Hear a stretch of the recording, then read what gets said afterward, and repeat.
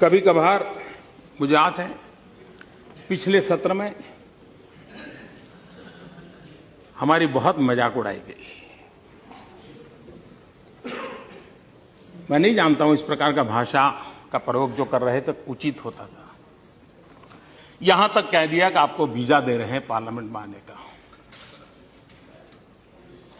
इस प्रकार का प्रयोग करने वाले लोगों को मैं और तो कुछ कहता नहीं हूं, लेकिन मैं इतना कहता हूं, अंतर्राष्ट्रीय स्थानों पर कुछ काम निर्धारित होते हैं जिसको करने पड़ते हैं। उन मीटिंगों में पहले के प्रधानमंत्रियों को भी जाना पड़ता था, इस प्रधानमंत्री को जाना पड़ता है और भविष्य में जो आएगा उसको भी जाना पड़ेगा। लेकिन वही एक मजाक का विषय बन जाए कि हमारी राजनीति इतनी नीचे आ गई है कि हम कोई ऐसी बातों की चर्चा कर रहे हैं कि आपके पास मेरी आलोचना करने के लिए और कोई मुद्दे नहीं बचे।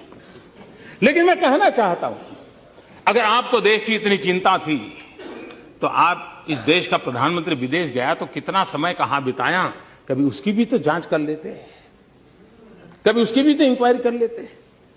मैं आज कहना चाहता हूं जी, मैं जापान गया तो जापान मेरे कार्यक्रम में मैंने एक कार्यक्रम क्या जोड़ा, मैं वहां एक नोबेल लॉरिएट साइंटिस्ट याकामाहा को मिलने गया। क्यों? फोटो निकलवाने के लिए।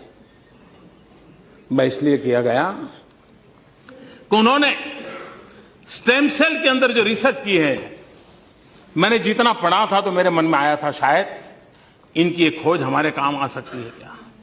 क्योंकि मैं जानता हूं मेरे देश के आदिवासी, उन आदिवासियों को परंपरागत रूप से सिकल सेल की भयंकर बीमारी से जूझना पड़ रहा है, और सिकल सेल की बीमारी कैंसर से भी भयंकर होती है। जिन्होंने सिकल सेल की बीमारी वालों के विषय में पूछा है तो पता चलेगा ये कितनी पीड़ादायक होती है और पीढ़ी दर पीढ़ी चलती है।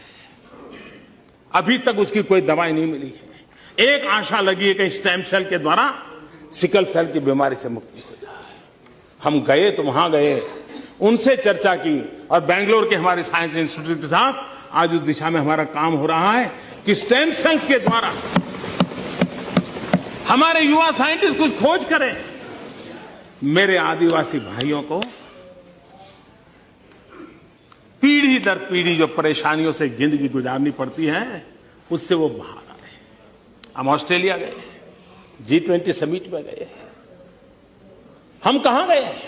मैं उस किसानों के साइंटिस्ट, एग्रीकल्चर साइंटिस्टों को मिलने गया, उनके लैब में गया जिन्होंने प्रति हेक्टर ज्यादा चना उगाने का और सबसे खराब धरती पर चना उगाने का सफल प्रयोग किया था, रिसर्च किया था। कहीं पढ़ा था मैंने, मेरे मन में पढ़ा था, मैं उनके पास गया।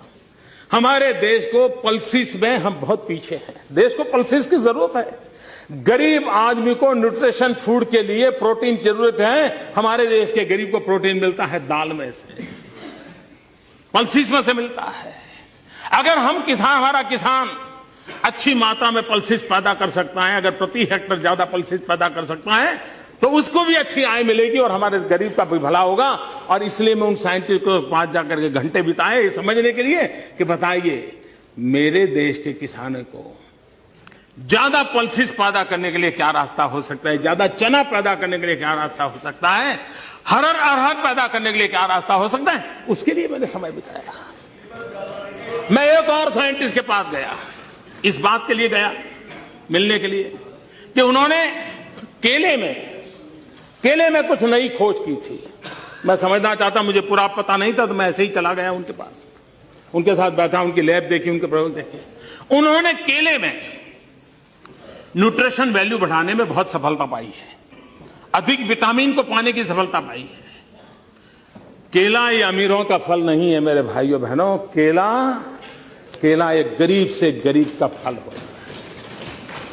अगर केला उसमें न्यूट्रिशन वैल्यू बढ़ता है, विटामिन अगर ज्यादा अच्छे मिलते हैं और इस प्रकार की खोज के साथ केला बनता है तो मेरे देश का गरीब से गरीब व्यक्ति केला खाएगा, उसको ज्यादा ताकत मिलेगी। अगर विदेश जाते हैं तो इस काम के लिए जाते हैं। देश का गरीब हमारे दिमाग में होता है। देश का आदिवासी हमारे दिमाग में होता है, देश का किसान हमारे दिमाग में होता है, और दुनिया में जो भी अच्छा है, जो मेरे देश के गरीबों के काम आए, उसको लाने की एक तड़प होती है। उस तड़प के लिए हम कोशिश करते हैं, और इसलिए समय का सदुपयोग करते हुए हम किस प्रकार से हमारे देश को आगे ले जाएं, उसके लिए सोचते हैं, उसी को लिए करते रहते हैं, उसी पर हम करने के लिए कोशिश प्रयास करते हैं।